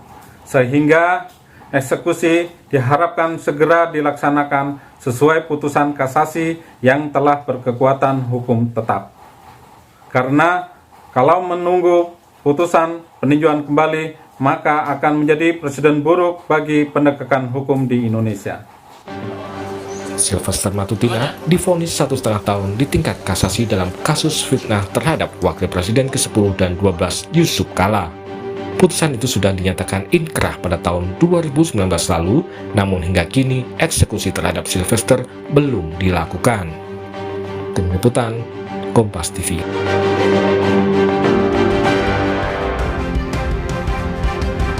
Sylvester Matutina mengajukan langkah hukum atau upaya hukum luar biasa peninjauan kembali atau PK. Lalu bagaimana proses hukum selanjutnya? Apakah Sylvester bisa lolos dari eksekusi atau harus dilakukan terlebih dahulu eksekusi sebelum mengajukan PK? Kita bahas bersama Wakil Ketua Pradi Bersatu Lekhumanan dan Kuasa Hukum Roy Suryo CS Ahmad Hosinuddin. Selamat malam Bapak-Bapak, Ahmad Hosinuddin juga Bang Lekhumanan. Jadi kalau sebenarnya Bung Sylvester mengajukan upaya luar biasa peninjauan kembali, harus eksekusi dulu atau enggak? Nah, sebenarnya pandangan saya adalah mengacu pada KUHP pasal 84 bahwa pelaksanaan eksekusi itu apabila telah melampaui batas waktu maka sudah dinyatakan daluarsa. Sehingga tidak dapat lagi dilaksanakan eksekusi terhadap putusan. Jadi pasal 84 itu adalah bahwa putusan pengadilan itu kurang lebih kalau nggak salah saya 1,5 tahun, kemudian ditambah 1/3 itulah masa daluarsanya. Dan itu sudah lewat karena 6 tahun sudah tidak dilaksanakan eksekusi sehingga menurut saya itu sudah lampau dan sudah tidak bisa dilaksanakan eksekusi. Meskipun sudah inkrah van geweesde, artinya sudah berkekuatan hukum tetap, bisakah itu menghalangi eksekusi dengan alasan daluarsa tadi, Bang Hosinuddin? Ya, saya menjelaskan yang pertama, Saudara Sylvester Matutina itu dalam kondisi terkena banjir bandang besar, air bah yang besar. Artinya gimana tuh? Sehingga berusaha meraih apapun yang bisa diraih, dianggap akan bisa menyelamatkan dirinya. Ya, upaya menyelamatkan diri. Ya, pertama bernarasi tentang minta dari presiden apa yang pernah diberikan kepada Hasto. Amnesti. Ternyata diprotes publik. Karena jalanin perkara aja belum, pidana belum, kok tiba-tiba minta amnesti begitu. Lagi pula kan amnesti itu hak prerogatif yang inisiatifnya ada pada presiden, termasuk abolisi. Berbeda dengan gerasi dan rehabilitasi yang bisa diajukan permohonan oleh terpidana. Kedua, mencoba bernarasi dengan daluarsa. Daluarsa penuntutan dan eksekusi itu diatur kalau ancaman pidananya di atas 3 tahun, dan Sylvester Matutina itu kan dieksekusi dengan ketentuan pasal 311 KUHP yang ancaman pidananya di atas 3 tahun yakni 4 tahun. Itu diatur 12 tahun dan ditambah sepertiganya. Jadi 16 tahun. Jadi kalau mau nunggu ya nunggu nanti 10 tahun lagi kira-kira begitulah. Dan yang ketiga ya kita hargailah. Jadi tadi menarik apa yang disampaikan Kapus Penkum Kejaksaan Agung. Dia menyatakan hanya menghormati upaya hukum, tetapi tidak melanjutkan apakah eksekusi itu bisa dihalangi harusnya atau tidak. Harusnya tegas. Nampaknya Kejaksaan Agung juga sedang melihat ombak begitu. Dan disitulah yang kemudian kami simpulkan memang masih ada orang besar di balik Sylvester Matutina. Oke, kita bahas satu-satu dulu tadi. Daluarsa nggak berlaku harusnya kalau nah ini pemahaman hukum yang menurut saya salah. Kenapa? Oke, mungkin saya bacakan saja biar jelas gitu. Jadi masyarakat juga jelas sebenarnya apa sih pasal 84 itu, ya. Oke, saya bacakan sama-sama pasal. harus punya dasar hukumnya. Iya dong, dari, artinya kenapa kejaksaan tidak melaksanakan eksekusi? Kan kejaksaan adalah lembaga negara, nggak boleh dong kita ajak dia untuk tabrak aturan, kan begitu kan? Ujung tombak daripada kejaksaan adalah KUHAP, sehingga kejaksaan wajib menghormati KUHAP. Oke, saya bacakan pasal 84 ayat 1. Kewenangan menjalankan pidana hapus karena daluarsa. Ayat 2-nya, tenggang daluarsa mengenai semua pelanggaran lamanya 2 tahun, mengenai kejahatan yang dilakukan dengan sarana percetakan lamanya 5 tahun, dan mengenai kejahatan-kejahatan lainnya. Oke? Lamanya sama dengan tenggang daluarsa bagi penuntutan pidana ditambah 1/3. Penuntutan pidana pada saat Bang Sylvester dituntut itu 1,5 tahun ditambah 1/3. Sehingga disitulah sudah, kalau 1,5 tahun tambah 1/3 itu kan kurang lebih 2,5 tahun. Sekarang sudah 6 tahun. Artinya pihak kejaksaan tidak boleh lagi melaksanakan eksekusi. Nah, pertanyaannya kenapa upaya hukum luar biasanya nunggu 6 tahun dulu, nggak diajukan waktu saat sudah inkrah aja udah kasasi? Nah, kalau itu saya berpulang pada Bang Sylvester ya. Kenapa ya? Ya kan, karena apa kan sengaja saya kan menunggu ada alasan daluarsa dulu baru mengajukan PK? Ya bisa juga. Menghindari hukum. Menghindari hukum bisa juga gitu. Artinya bukan kita menghindari hukum. Sebenarnya kita kan ada, Pak Sylvester kan ada di Jakarta aja, nggak ada kemana-mana gitu.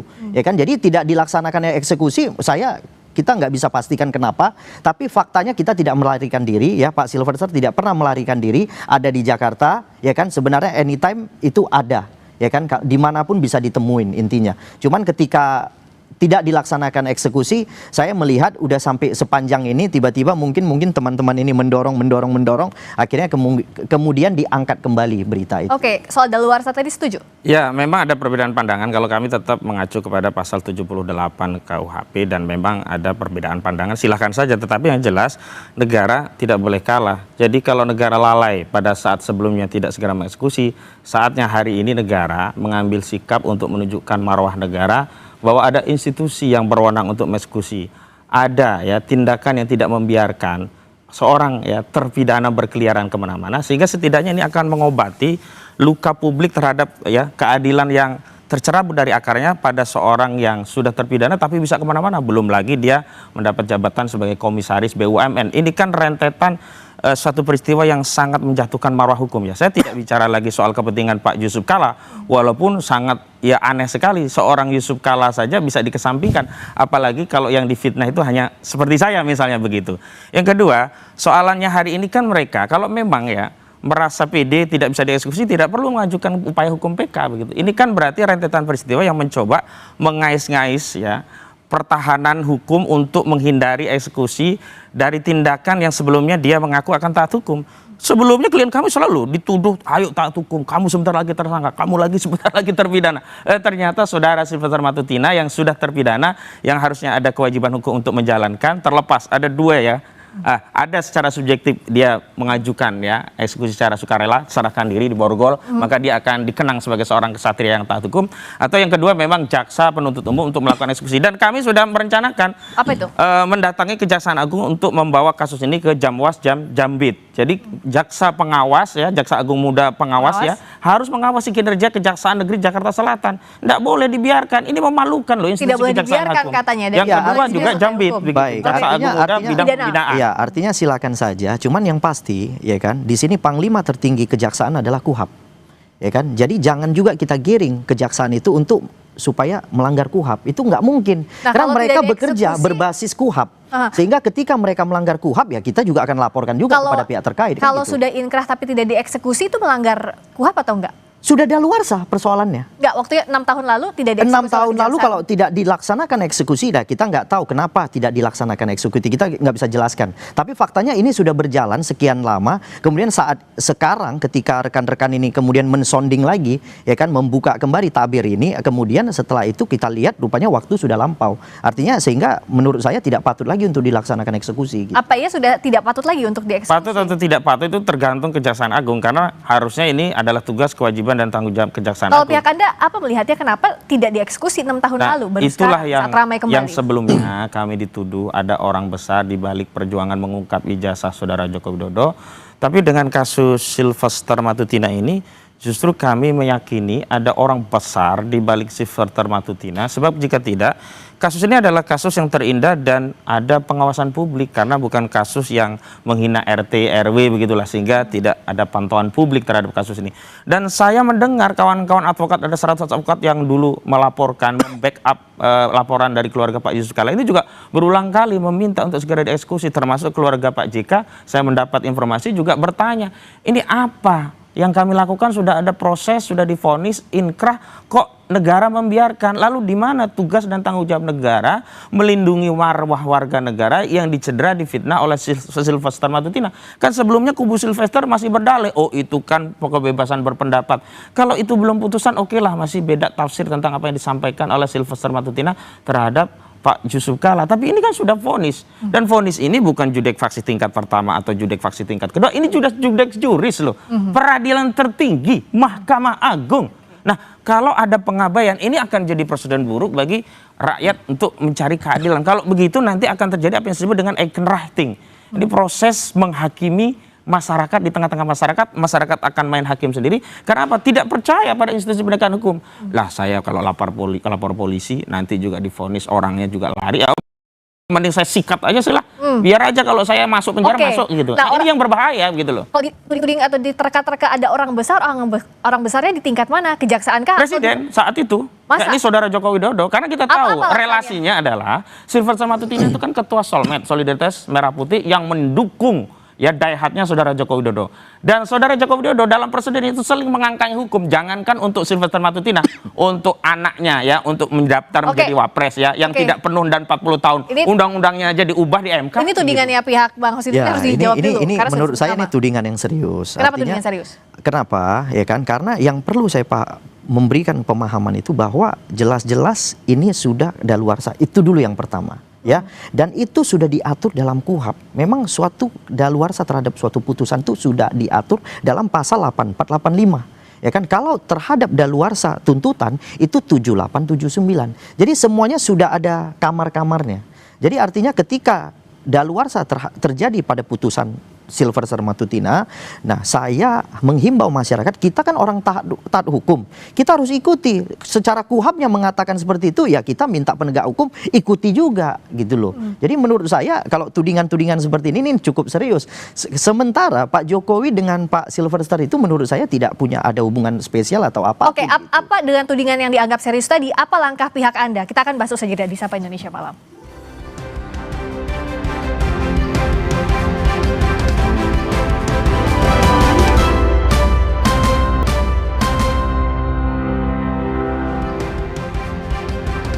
Masih di Sapa Indonesia Malam, Kapus Penkum Kejagung Anang Supriyatna menyatakan sidang PK yang diajukan terpidana Sylvester Matutina sudah terjadwal pada 20 Agustus 2025. Informasi dari Kepala Kejaksaan Jakarta Selatan yang diterima pada tanggal 11 Agustus dan terjadwal untuk persidangannya tertanggal 20 Agustus untuk persidangan permohonan PK dari saudara terpidana Sylvester. Saya pengen nanya yang tadi sebelum jeda ya, tapi mau jawab dulu yang ini. Kan PK-nya sidangnya udah ada 20 Agustus. Ya, bukti barunya apa? Kan harus ada novum. Ya, bukti barunya kan kebetulan yang mengajukan PK itu kan bukan saya sebagai tim kuasa hukum untuk mengajukan PK, ada tim lain lagi. Nah, mungkin nanti saya akan konfirmasi terhadap tim yang mengajukan PK. Tapi yakin ada bukti baru? Pak, kita punya bukti baru. Kita yakin kita punya bukti baru terkait perdamaian itu akan kita jadikan bukti baru. Oke, perdamaian dengan Pak JK yang diakui oleh Bang Silvester. Tapi tadi dituding secara serius oleh Bang Kosinudin, sebut nama siapa orang besar di balik ini. Ini tudingan serius ini Pak Kosinudin, ini harus lebih jelas lagi nih harusnya. Saudara Jokowi ya. Saya bisa menjelaskan buktinya pendapat apa? itu. Kan itu kalau menuding nama orang itu kan harus bertanggung jawab. Ya, buktinya adalah kausalitas secara logis gitu. Hubungan Saudara Joko Widodo dengan Sylvester Matutina itu kan kuat. Dan ya, Saudara Pak, Sylvester serta-merta itu kan tudingan sementara. Nah, inilah yang disebut analisis dan pendapat, dan simpulan ini ada relevansinya dengan posisi.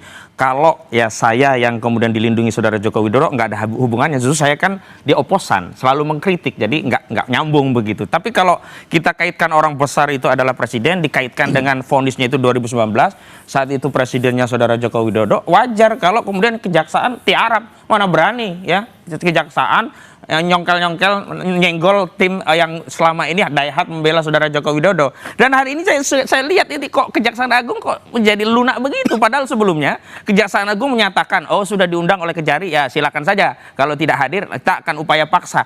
Jadi kita kembali lagi diminta rakyat ini ya taat hukum, sementara Kejaksaan Agung sudah jelas tidak taat hukum, tidak menjelaskan eksekusi. Terpidana lari kemana-mana sudah jelas tidak taat hukum. Kok sekarang rakyat kita disuruh melihat tontonan taat hukum? Ini yang berbahaya bagi negara kita. Artinya begini, mungkin awalnya belum lunak ya kan, tapi setelah itu kan kami juga membentuk tim hukum yang kemudian berusaha berkomunikasi dengan kejaksaan bahwa apabila kejaksaan melaksanakan eksekusi ini tabrak aturan gitu.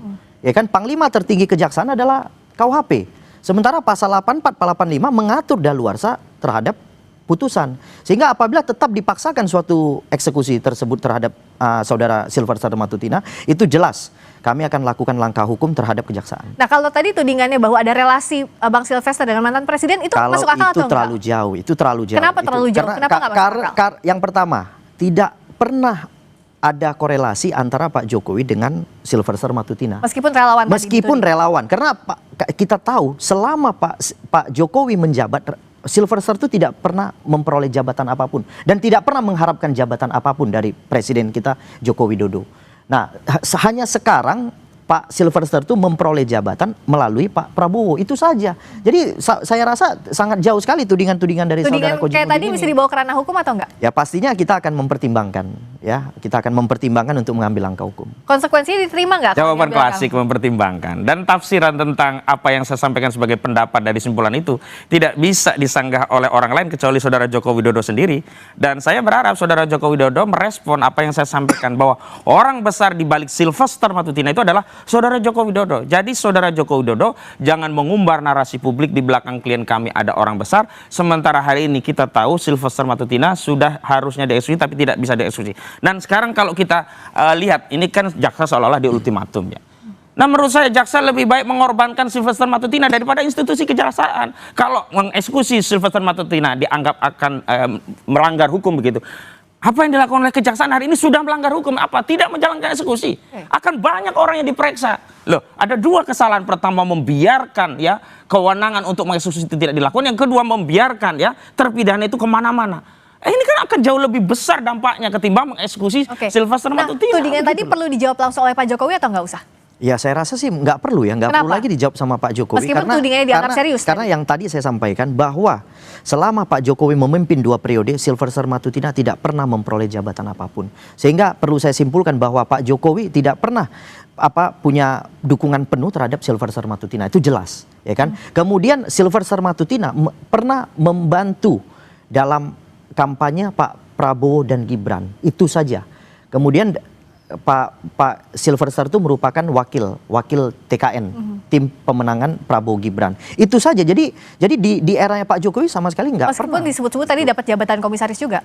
Nggak pernah. Selama Pak Jokowi yang memimpin, kalau sekarang itu kan pertimbangannya berbeda. Itu kan langsung diberikan oleh Pak Presiden. Sehingga pertimbangan berbeda. Tapi kalau dengan Pak Jokowi nggak ada hubungannya? Tidak ada hubungannya sama sekali. Tidak ada hubungannya sama sekali dan jauh sekali kalau itu. Dianggap tadi bisa mengontrol langsung kejaksaan? Nggak bisa. Tidak ada institusi manapun yang bisa dikontrol atau diintervensi, ya kan? Siapapun tidak bisa mengintervensi penegakan hukum. Tapi faktanya yang mengintervensi penegakan hukum itu adalah KUHAP menurut saya. Karena kenapa? KUHAP pasal 8485 itulah yang melindungi Sylvester Matutina. Karena kenapa? Pihak kejaksaan harus taat terhadap KUHAP. Kalau ketika kejaksaan tidak taat kepada KUHAP, wah udah kacau republik ini. babak belur udah nih Republik. Kejaksaan harus taat kepada KUHAP kalau menurut Bang Leshmanan kan harusnya nggak usah dieksekusi, ya jalanin aja. Kejaksaan sudah melanggar KUHAP karena tidak melakukan eksekusi sejak putusan itu diterima. Karena KUHAP-nya pasal 84 itu daluarsa, putusan itu Dulu daluarsa. kenapa tidak dilakukan? Berarti kan terjadi pelanggaran. Jangan sampai kejaksaan menjadi tumbal Sylvester Matutina, dan jangan sampai upaya penegakan hukum di Indonesia morat-marit kacau balau hanya karena tindakan kejaksaan yang membiarkan terpidana kemana-mana. Dan saya mau tegaskan ya terkait orang besar di balik Sylvester, sehingga kita semua ini kan jadi kena kotoran dari Sylvester Matutina ini. Kita harus bersih-bersih nih. Negara ini harus bersih-bersih dari kotoran Sylvester Matutina yang mencederai proses penegakan hukum. Tadi saya katakan orang besar itu adalah saudara Joko Widodo, dan tafsiran penyangkalan itu tidak bisa muncul kecuali pada dua hal. Pertama dari saudara Joko Widodo sendiri, yang kedua kuasa hukum saudara Joko Widodo. Kenapa sih ada tudingan tadi? Apa emang relevansinya dengan kasus ini? Lah, dengan saudara Joko Widodo 2019 itu kan presiden. Vonisnya kan kasasi itu di 2019. Sampai hari ini nggak jalan. Selama ini kan saudara Joko Widodo menuduh ada orang besar di balik Roy Suryo. Begitu dilawan, dikejar siapa orangnya, dia kemudian ngeles. Oh, bukan Demokrat, bukan SBY. Dan hari ini saya yang kemudian gantian. Ada orang besarnya itu ternyata bisa jadi Joko Widodo yang berkaitan dengan Sylvester Matutina. Dan hari ini kita semua menjadi korban. Bahkan yang dikorbankan bukan hanya soal tidak dieksekusinya, tetapi hukum itu sendiri. Sistem dari hukum itu sendiri rusak. Hari ini berantakan semua. Akhirnya orang punya anggapan, ya kalau negara saja tidak mentaati apa yang menjadi tugas, kewenangan dan tanggung jawabnya untuk mengeksekusi melalui kejaksaan, lalu apa dasarnya kita diminta untuk mentaati proses Bang Leshmanan dijawab dong tudingan yang tadi. Terkait dengan yang orang besar itu saya sudah sampaikan, saya tekankan itu bukan Joko Widodo, itu sudah pasti ya.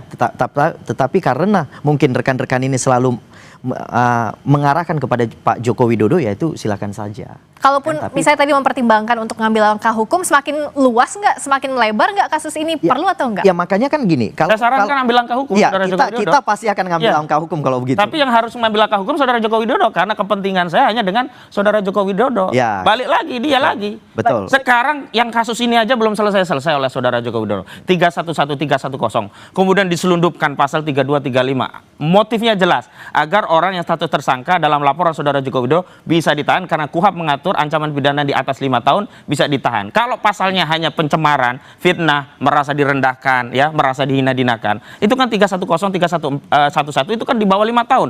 310 cuma 9 bulan, 311 cuma 4 tahun. Maka diselundupkanlah di laporan saudara Joko Widodo pasal 35 Undang-Undang ITE ancamannya 12 tahun, pasal kemudian 32 yang ancamannya 8 tahun. Ini kan jahat kepada rakyatnya saja begitu. Bagaimana menjawabnya? Bahkan ada penyelundupan hukum. Perlu nggak dijawab? Perlu nggak tantangan ini ditanggapi? Sebenarnya terkait dengan penyidikan kepolisian, saya tidak mau ikut terlalu dalam terhadap penyidikan kepolisian karena akan merusak pemeriksaan polisi. Jadi polisi itu ketika mungkin memeriksa suatu laporan polisi yang diadukan oleh Pak Joko Widodo, kemudian peristiwa dinaikkan ke tahap penyidikan, itu dianggap peristiwanya sudah ada. Oke, kemudian setelah dilihat ada peristiwanya, mereka akan melihat pasal-pasal yang tepat. Ya kan, untuk disangkakan kepada para terlapor gitu. Nah, setelah pasal-pasal itu sudah kira-kira tepat untuk disangkakan kepada para terlapor, maka mereka nanti akan memanggil terlapor untuk diperiksa dalam proses penyidikan dan kemudian akan ditetapkan sebagai tersangka. Jadi menurut saya kinerja polisi jangan kita komentari, karena polisi adalah institusi satu-satunya yang diberikan kewenangan oleh negara untuk melaksanakan konstitusi. Jadi tidak perlu kita komentari terhadap kinerja kepolisian. Kalau gitu gimana dong agar tidak dianggap mencederai hukum seperti yang dituding oleh Bang Hosin? Jawabnya nanti usai jeda di Sapa Indonesia Malam, kami segera kembali.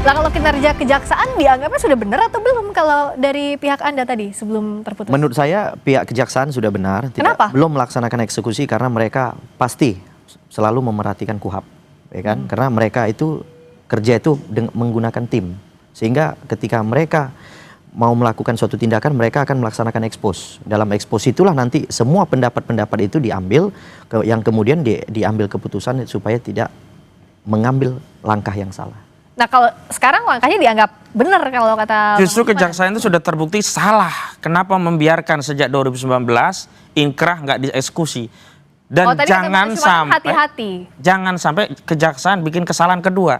Jadi kita sudah cukup lah institusi Mahkamah Konstitusi yang legitimasinya runtuh gara-gara memutus vonis perkara 90 yang memberikan jalan tol bagi Gibran. Hubungannya ke sini apa? Nah, sekarang kita lindungilah institusi kejaksaan, jangan sampai seperti MK yang rusak hanya karena menyelamatkan Gibran dengan memaksa mengeluarkan putusan. Ini tendensius nggak ke keluarganya? Oh iya, jelas saya tendensius. Kenapa? Karena rentetannya semua awalnya dari Solo gitu loh. Ini yang menjadi soal. Termasuk Sylvester Matutina ini kan awalnya ya, dia yang selalu menuding Roy Suryo, Rismond dan yang lain, kamu pasti tersangka, kamu pasti masuk penjara. Baru kemudian kita ketahui ternyata dia yang sudah status terpidana. Kok bisa ada orang punya status terpidana yang dia melanggar asas presumption of innocence, pada saat yang sama dia sendiri menghindari proses hukum. Nah, kalau kita bicara ya tidak dieksekusi, itu tidak hanya soal kejaksaan yang keliru loh, tetapi ada juga orang yang mau dieksekusi itu pasti mengambil upaya. Nah, upaya inilah yang menyebabkan kejaksaan saat itu tidak bisa menjalankan eksekusi. Nggak mungkin jaksa itu nggak tahu tugas dan kewenangan tanggung jawab. Nggak mungkin kalau nggak tahu tugas dan kewenangannya. Ya, mungkin yang sebelumnya kita nggak tahu ya kenapa penyebab daripada tidak bisa dilaksanakan eksekusi. Tapi faktanya yang karena ini hari kita bicara memberikan suatu pandangan itu, ya pandangan ini hari yang perlu saya ukur itu adalah bahwa tidak dilaksanakan eksekusi selama 6 tahun itu sudah daluarsa, terhadap putusan tidak dapat lagi dilaksanakan. Balik lagi ke daluarsa. Iya, daluarsa putusan, tuntutan, dan kami simplikasikan bahwa putusan dan tuntutan kan satu paket. Tidak mungkin ada putusan sebelum ada tuntutan. Tapi tafsir ini biarkan saja. Saya ingin mengajak kepada tafsir bernegara kita. Akhirnya rakyat yang akan melihat. Apa iya akhirnya Kejaksaan Agung ya berani mengambil resiko institusi kejaksaan terdelegitimasi hanya gara-gara seorang Sylvester Matutina? Apa iya negara kita kemudian kehilangan ya asa untuk mendapatkan keadilan dan penegakan hukum yang ada kepastian hanya gara-gara ya orang yang sudah terpidana kemudian bermanuver bisa mundur dari 2019 sampai 2025, setelah itu bermanuver lagi, berdalih KUHAP, berdalih mengajukan PK, sebelumnya minta amnesti. Apakah negara akan kalah dengan manuver-manuver seperti ini? Sementara kalau rakyat, tangkap duluan, kadang-kadang hukum juga diterabas. Ini praktik-praktik yang kemudian oleh rakyat sederhana mereka simpulkan, kok nggak adil ya? Kok kami nggak diperlakukan seperti itu ya? Kok ini hanya berlaku kepada orang-orangnya Jokowi ya? Kok kenapa kalau orang-orang kami, tokoh, ulama, aktivis itu langsung ditangkap? Gus Nur dulu langsung dijemput paksa. Ya, Bambang Tri juga dijemput paksa. Itu gara-gara apa? Anda mau bilang tidak ada equality before the law? Ya, itulah. Tidak ada equality before the law, tidak ada rasa keadilan di tengah masyarakat, dan yang paling penting apa? Nggak ada juga kepastian hukum. Apa ya tidak ada equality before the law dan tidak ada kepastian hukum? Contoh kasusnya Bang Sylvester ini. Artinya saya tidak dalam posisi memberikan tanggapan terhadap yang sudah lampau, terhadap yang sudah terjadi, ya kan? Sekarang kan tidak bisa kita meminta pihak kejaksaan untuk mengulang suatu video. Kan tidak mungkin, tapi sekarang kejaksaan ketika mungkin ditegur, nah kemudian mereka memperhatikan KUHAP bahwa KUHAP itu mengatakan bahwa putusan tersebut telah daluarsa, sehingga patut kita sampaikan kepada publik bahwa terhadap putusan yang daluarsa tidak boleh dilaksanakan lagi. Tapi kalau daluarsa harusnya sidang PK-nya nggak dijadwalkan kok. Sidang PK adalah hak semua orang. Ya, siapapun itu boleh mengajukan PK seperti dulu Jessica Wongso ketika sudah keluar daripada tahanan dia mengajukan PK. Itu jadi PK itu siapapun boleh melaksanakan. Nah, cuman terhadap kejaksaan itu kan putusan kasasi yang harusnya tadinya dieksekusi karena mungkin daripada belum pernah menerima salinan putusan dari pengadilan sehingga mereka tidak bisa melaksanakan eksekusi. Nah, itu yang perlu kita tanyakan adalah kepada Mahkamah Agung. Nah, kalau sekarang sidang PK-nya sudah dijadwalkan 20 Agustus tadi kata kejaksaan. Saya yang khawatir korban Sylvester Matutina bukan hanya kejaksaan. Kenapa? Tapi juga lembaga peradilan. Apabila nantinya misalnya peradilan mengabulkan, entah dengan upaya apa dia bisa memenangkan PK itu. Akhirnya masyarakat kemudian melihat, negara ini bisa dikendalikan sudah oleh berprasangka seorang. Buruk di ya, saya harus seuzon karena sekarang saja praktiknya sudah kita prasangka buruk. Kenapa dari 2019 sampai hari ini tidak dieksekusi? Di mana prasangka baik kita kepada aparat penegak hukum? Di mana letak kita harus berprasangka baik dengan penegakan hukum yang seperti ini gitu? Anda pesimistis bahwa sidang PK-nya bukan soal pesimistis, tapi saya mengingatkan bahwa negara ini harus ada marwah. Hukum itu benar-benar harus ditegakkan. Keadilan itu bukan hanya soal keadilan bagi Sylvester Matutina, tapi kita pikirkan juga keadilan untuk Pak Yusuf Kalla, keluarga Pak Yusuf Kalla, keadilan juga bagi seluruh rakyat yang selama ini salah dikit langsung dikejar-kejar, berpendapat sedikit langsung dikejar, pasal pidana sara lah, kebencian, hoak. Untung saja pasal-pasal 14 ayat 1 ini sudah dibatalkan MK. Sebelumnya kalau tidak pasti ini masuk barang ini dengan pasal 14 ayat 1 Undang-Undang Nomor 1 Tahun 46 dan itu yang selalu berulang dan hari ini mulai pakai modus baru dengan pasal apa? 3532 Undang-Undang ITE. Yang 3532 juga dimasukkan oleh pelapor-pelapor selain Saudara Joko Widodo. Yang tadinya 4, yang selebihnya sudah turun. Tinggal 4, tadinya kan 6, 2 sudah mundur. Dan di semua pasal itu ada pasal 32, 35 yang ini kuat ya. Targetnya adalah hanya untuk bisa menahan. Kenapa ancamannya di atas 5 tahun? Saya ingin bicara begini ya. Sudahlah kita nggak usah berbelit-belit soal hukum.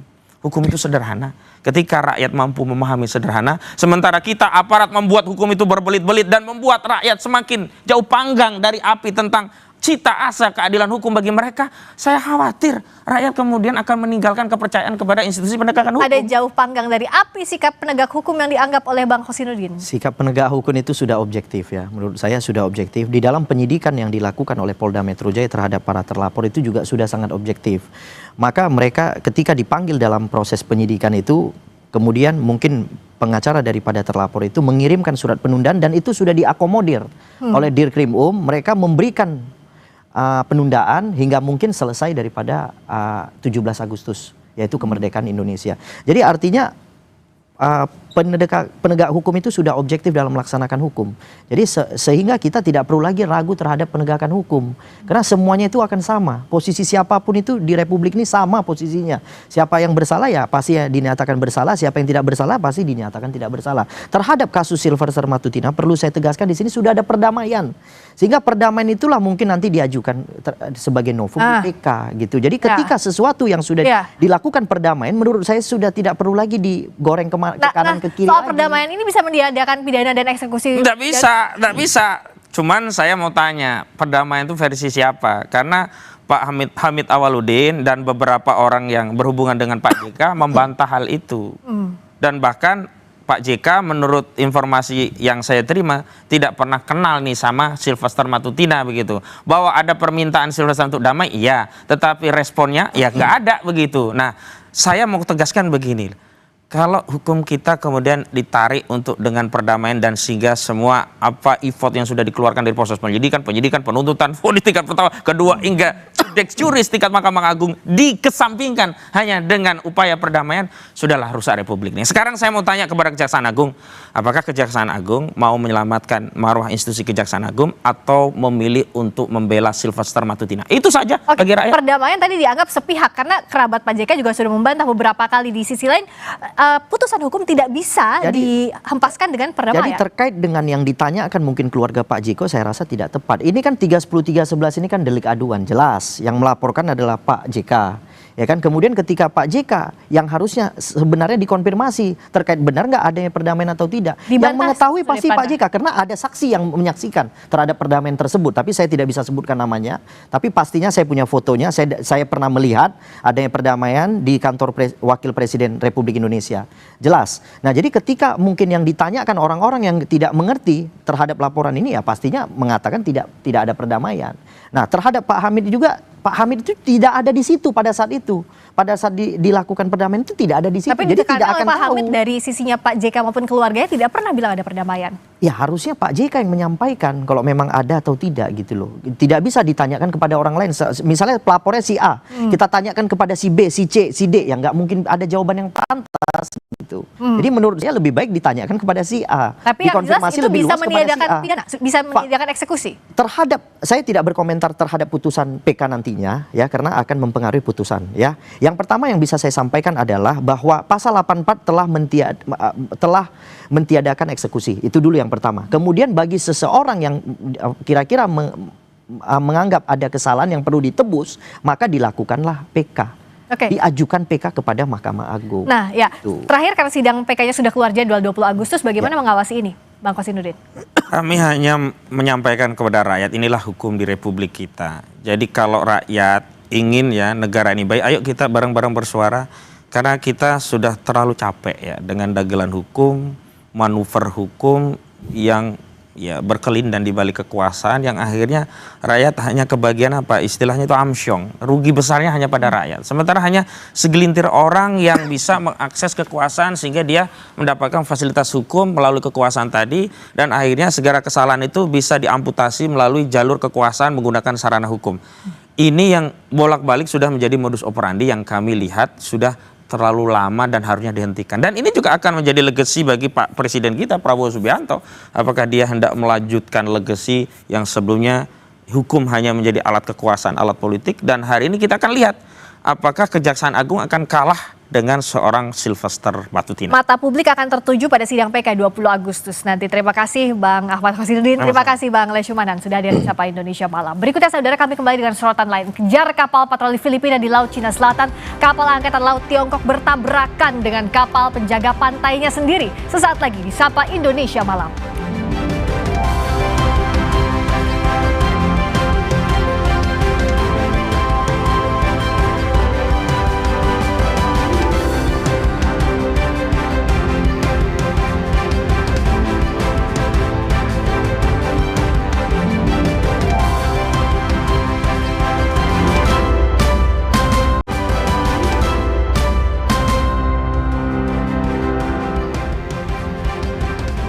Kembali di Sapa Indonesia Malam, saudara, polisi menggelar rekonstruksi kematian Brigadir Muhammad Nur Hadi, anggota Propam Polda NTB. Dari rekonstruksi, polisi dan jaksa penuntut umum menilai Nur Hadi meninggal akibat kekerasan yang dilakukan atasannya, Kompol Yogi Purusa Utama dan Ibda Igede Haris Chandra.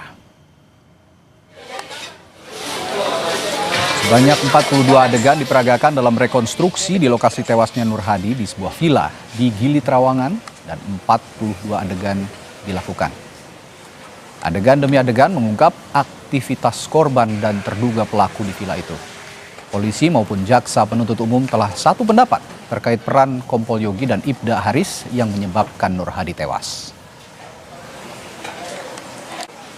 42 adegan ini terkait dengan bagaimana peristiwa itu tergambar, terkait dengan bagaimana peristiwa itu terjadi. Ini yang sudah memberikan sedikit gambaran kepada kita bagaimana almarhum itu sampai meninggal dunia ditemukan di lokasi. Kalau kita kan berdasarkan keterangan ahli forensik, keterangan ahli bela diri, karena di dalam itu ada orang 3, berarti 3 itu yang kita duga pelakunya. Tetapi yang lebih berat melakukan ada 2 orang. 2 orang siapa, Pak? 2 orang itu ya Kompol Yogi dan Ibda Haris.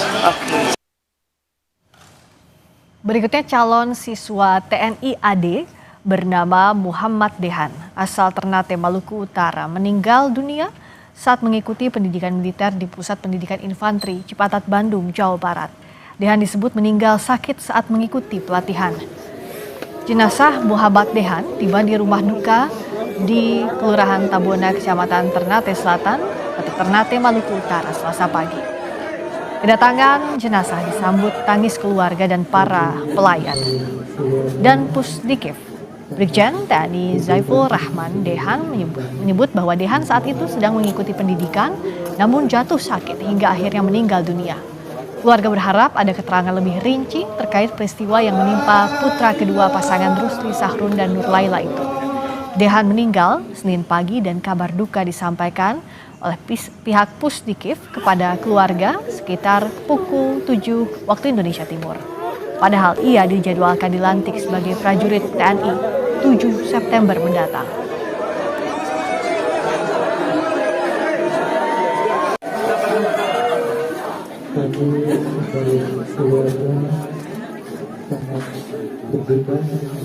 Akan dididik menjadi bintara TNI AD. Di tengah perjalanan beliau sakit dan meninggal dunia. Karena orang tua dari almarhum masih sangat terpukul. Nanti sebentar malam atau besok kami akan menanyakan visum ke pusat pusdatinya yang mewakili ke sini Bapak Jenderal. Harapan besar kami bisa mendapatkan informasi yang jelas, yang detail dari pihak pusdati. Beralih ke berita mancanegara, saudara, warga Gaza dan sejumlah jurnalis mengantarkan jenazah 5 jurnalis Gaza yang gugur akibat serangan Israel ke peristirahatan terakhir. Kejadian ini tidak membuat semangat jurnalis gentar dalam menyuarakan penderitaan di Gaza.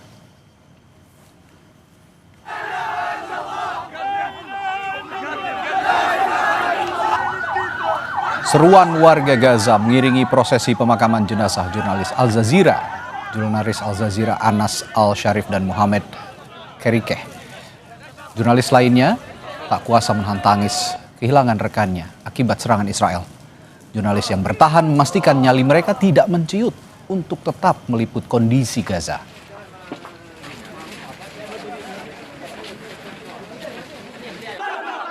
كل التساؤلات التي تدور في أذهاننا الآن، هل نتوقف، هل نكمل؟ الإجابة واضحة، نحن يجب أن نكمل هذه التغطية لإيصال معاناة الناس هنا في غزة بكل معاناتهم يجب أن يجدوا من يتحدث بلسان. Sebuah kapal angkatan laut Tiongkok bertabrakan dengan kapal penjaga pantainya sendiri. Insiden ini terjadi saat mengejar kapal patroli Filipina di Laut Cina Selatan.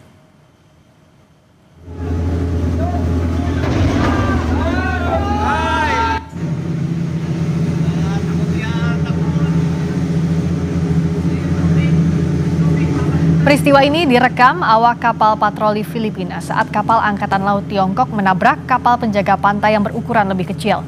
Tabrakan kapal ini terjadi di area terumbu karang Beting Scarborough, wilayah tangkapan ikan yang disengketakan Tiongkok dan Filipina.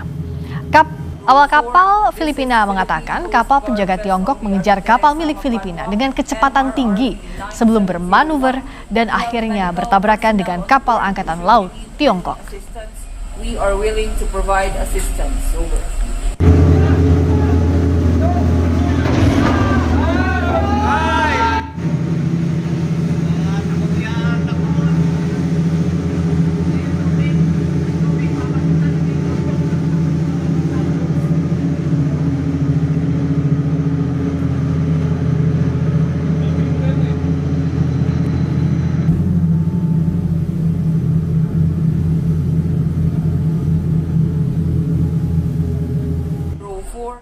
Dan saudara, berita tadi menjadi penutup jumpa kita di Sapa Indonesia Malam. Dan kami ingatkan Anda agar jangan lupa cukupi kebutuhan air mineral Anda setiap hari dan rasakan kesejukannya. Saya Radi Saputro. Dan saya Friska Clarissa. Terima kasih, sampai jumpa.